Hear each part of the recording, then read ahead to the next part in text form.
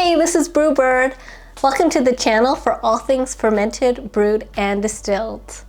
In this part 2 video, I'm going to continue talking about my experience on the Moonshiners Master Distiller show.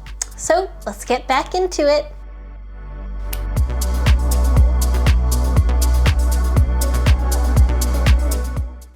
I can't really say much about exactly where the location is or about behind the scene production details, because the first thing when you get there, they make you sign like a lot of documents, you know, agreeing to have your image on TV and that they have the rights to your image. There's so many documents, it really feels like you're signing away your soul, actually. Because if you read it, yeah, you're just agreeing to everything there. It was still kind of during the COVID time, so the first thing that we had to do is we were taken to a doctor's office and we all had to get a COVID test, our nose swabbed, and then we were driven to the set. And the set was awesome because, well, mostly you just sit around. Like a lot of being on TV, I think, is just like sitting around, waiting for people to call you and waiting for your turn to film stuff. But when you're not filming, you're just sitting around some tables, chatting with everyone. I got to, you know, meet the other 2 contestants I was on the same episode with. There was Chris, who was from Washington State near Seattle, and I think at the time he was still in like a brewing school or a distilling school, one or the other. And he told me that he got on the show because one of his teachers had been approached and they wanted to get him to recommend some students to participate in the show. And yeah, he'd have a long history of home distilling with his family. And the other person was named Brad, and he had like a really strong accent. He was from Indiana. He was quite a character, really made for TV, I'll say. Brad was like a big, interesting personality, a great accent, and yeah, he did a lot of backwoods distilling. Like they both did a lot of home distilling, and then I was kind of the odd one out there. I was like, no, I've only done professional distilling in like big distilleries. So yeah, I felt a bit out of place, I'll say, but it was still fun just to kind of meet these people that you probably would never get to meet in your normal life. So yeah, it was a great experience. But the best part, the very best part of being on set is they have tons of like snacks and food there, like all kinds of drinks, all kinds of different foods like jerky, different chips, cookies, instant noodles, this, that. They have like, oh gosh, it's like being in a convenience store, but everything is free. You're sitting there for hours and hours. I would just kind of make it a habit of going up and like getting 1 or 2 things from the snack table, like a drink, and then I would bring it back and stuff it in my bag. And I had like so much food and snacks left after filming. So that was good fun for me. It helped me keep busy. But being on the show itself, first day was really nerve-wracking. We got to meet like Mark and Tickle, Tom. Mark, Tickle, and Tom. Yes, yes, got to meet them kind of just while we were filming on set. They took us out to the back where we did the mashes for our distillates. And then it became really obvious that I should not have brought malted barley because it never occurred to me, like I never really thought about the time limit to do a mash. And then I think we only had, it was either an hour or an hour and a half to do it. And I was like, oh, this was an absolutely horrific idea to bring malted barley. The other people had sugar and like molasses, so like really easy things. So all you had to do is like heat some water up, put in the sugar, dissolve it, and you're done. But I brought grain with me, and grain takes a lot of time. I have to do so much to it to extract the sugars from the grain. It became super obvious that I should not have brought grain, and it was not even relevant to the episode theme at all. I just like made things super difficult for myself. Luckily, Brad was nice enough. He had some extra dextrose and he gave it to me. And then I poured it into my wort at the end, because otherwise I'm pretty sure I would have had like almost no alcohol. I would have been just doing a water distillation. So yeah, thank you. Thank goodness Brad gave me his dextrose. So we did that, I pitched the yeast, and then we left it for a few days, and then we came back and we did the first distillation. It was very interesting. Like, I learned a lot from Brad specifically, because like he brought with him this thing that he was like had in his ear, and it ended up being like a raccoon or a coon penis. Coon peen, that's what he called it, a coon peen.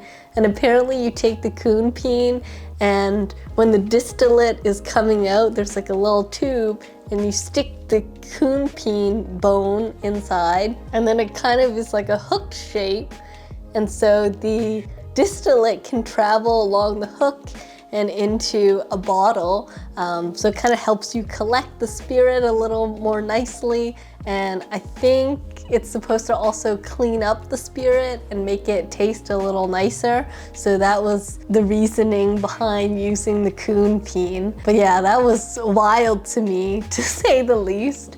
Yeah, so we did the first distillation, and then they kind of ranked us on the order of how nice the distillates were. And then the order we were ranked would be the order which we would get to choose the still equipment, because the second part was that we had to build our own stills to do the second distillation. In the first distillation, I already knew I was gonna be last, like the third place, because I didn't have a good mash with the malted barley, and I was confident that there was little to no alcohol in it. So yeah, I was basically that first distillation, I kind of felt like I was doing a water distillation and just hoping for the best. So yeah, that was their comment as well, like, oh yeah, the ABV is really low, and so I got third place. So I was the last to choose the still equipment. Choosing the still equipment was kind of fun, because I think you only have like 1 minute or 2 minutes time to do it. And so the first place person gets to pick first, and they get to go in the shed and pick all the parts to build the still that they want. And so they do that, and the second person goes, and then I was last, so I got whatever was remaining inside the shed. I had kind of spoken to Briss beforehand, and we were kind of talking about what kind of stills we wanted to make. And then Chris wanted to do this like elaborate still that I don't think anyone had ever tried to make on the show before. And then he said like, okay, yeah, so I'll leave you the parts that you want behind in the shed. So that was really nice. So actually going into the shed, I wasn't scared or worried or panicking, because I knew that he was gonna leave me the parts that I wanted to make the still that I wanted to make. So I went in there, yeah, and I got all the big main pieces of the still, and the little parts I just grabbed. And then I don't know, just because I had extra time, I was just like, I just grabbed everything I could see, put it into my basket, and took it out of the shed. Like, that was my strategy, was just like, oh, whatever you see, just take it out of the shed, and then it's yours. So that's what I did. So after we got the parts, we had like a time limit, I think 30 or 45 minutes, maybe it was an hour, to actually build the still, which I was able to do like pretty quickly. So actually that part went pretty well, getting the still together. I did have this like dumb moment where I kind of forgot how to properly use tri-clamps. And anyways, it went okay. So I built the still, I started distilling things, and yeah, I think a problem that I really struggled with throughout being on the show was that we couldn't use any hydrometers, and I'm so used to using hydrometers to be able to read the ABV of the alcohol, and yeah, to not be able to do that was really difficult for me. But I knew in the first distillation that I had a really low ABV, so the second time I built a still with like a thumper keg in it, and I thought, okay, I'll just run the still super slow, and then we'll get as much alcohol as we can out of it. That was my mindset, to just get as high an ABV as possible, since I had such a low ABV at the start. The second distillation is when I started infusing the lychee tea and the canned lychees. I put some canned lychees in the main still, and then I put a bunch of canned lychees in the thumper itself, so then it would kind of have two opportunities to pick up the lychee flavor. When I was testing the recipes, I had been testing with this kind of chai tea, I'm not sure, I think it was like a chai tea mix, and I wanted to bring it as well to be on the show. But then it turned out that the company that makes the tea, or the shop in Vancouver Island, had closed. It totally shut down, and I couldn't get that tea anywhere. So it was like really a shame, because I think that tea really was what made the whole recipe very special and very delicious. But I kind of put in some lime peel for kind of citrusy component. I'm not sure if that was a good idea or not. And so I ran the distillate super slow. I did get a very high ABV, I tried to do this thing that they do in the backwoods where they shake the bottle to read the beads. I actually did practice that at home, but I kind of like made the connection that the beads and the time that they needed to disappear was related to how high the alcohol content was. But then like I couldn't tell exactly like, oh, okay, 60% ABV, this is how long it will take for the beads to disappear. Oh, 50% ABV, this is how long it will take for the beads to disappear when you shake it. Like I didn't do or learn that specific part, which ended up being super detrimental to me because when they judged it, they were like, oh, okay, it should be exactly 50% ABV. That's optimum, that's what we want. Yeah, but I just didn't know how to do that, so I really shot myself in the leg there, didn't I? So another thing Brad taught me how to do, and which I used, was how to use the dried oatmeal and the equipment that we were given at each station. So yeah, when I opened my kind of toolbox, I saw like a jar of dried oatmeal in there, and I just kind of thought, like, I don't know why we need this. We've already finished the fermentation. We're doing the distillation now. What is this dried oatmeal going to do? And then Brad was showing me like, oh, it's if the still is leaking, then you can kind of make a paste with the oatmeal and then put it on around where it's leaking to seal it up. And the heat from the distillation will like kind of dry and harden the oatmeal paste, and yeah, that will prevent anything from leaking out all over the place, which I thought was really cool. Again, I'd never seen that before. And then Brad also said that when he does distillations at home, he sometimes makes little oatmeal cakes, and he puts them on the thumper keg to cook them, and then he'll eat them as like a little snack, which I was like, yeah, that's a pretty good idea. And so he did do that for us, and we did eat some of it, and yeah, it wasn't bad. It wasn't bad. I think it was just really a great learning experience for me, again, because I've never been on TV before, and so to be able to just get a behind the scenes look of how TV is made. It was very interesting to be on the other side of the camera, and then you're looking out and you see like there's just so many people behind the camera working, staring at you. Yeah, it's a bit scary to have that many people in the room, because on this side of the camera you see like there's one or there's 3 people, but then on the other side of the camera there's like 15, 20 people, and they're all there in the room, but you can't see them normally. I can also say that the premise of the show really surprised me. I was kind of distilling at home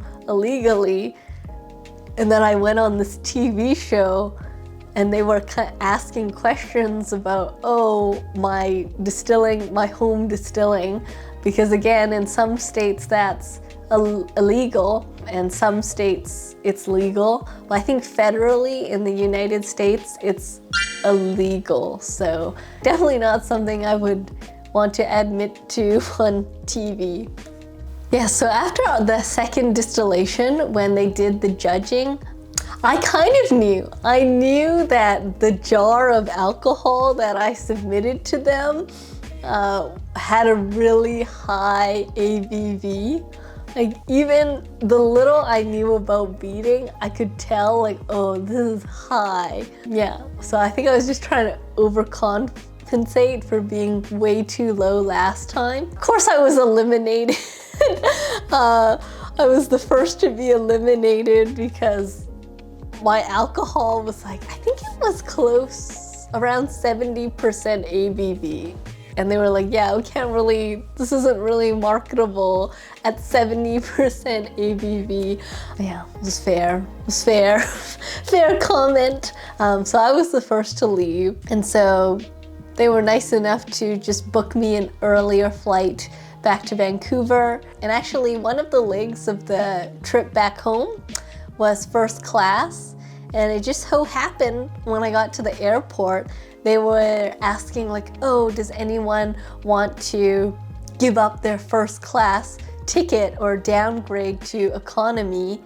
In return, we'll give you a $500 travel voucher. And so actually I ended up taking that deal. So you could say that, you know, from this experience, I won a $500 travel voucher.